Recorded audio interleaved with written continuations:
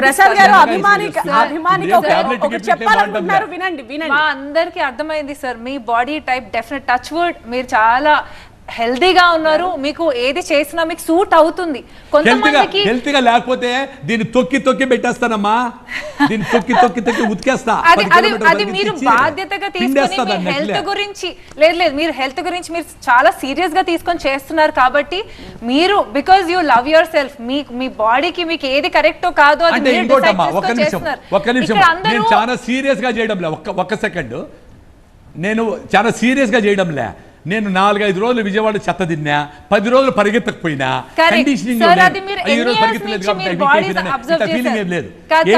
2010 అండి, 2010 ఇప్పుడు కొత్తగా స్టార్ట్ చేసిన వాళ్ళకి అబ్జర్వేషన్ సార్ ప్రతి దానికి ఒక థ్రెషోల్డ్ ఉంటది. మీరు ఈ లోపల అర్థం చేసుకుంటారు, అట్లా థ్రెషోల్డ్ ప్రతిరోజు రాగి ముద్ద తినకపోయినా ఓకే కాదండి. ఫాస్టింగ్ వల్ల సైకలాజికల్ గా కూడా ఇబ్బంది పడుతున్న వాళ్ళు చాలా మంది ఉన్నారు.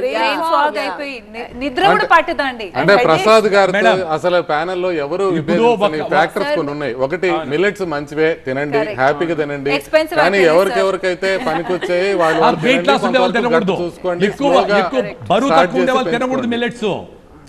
స్లోగా స్టార్ట్ చేసి పెంచుకోండి. ప్రసాద్ గారు చెప్పండి.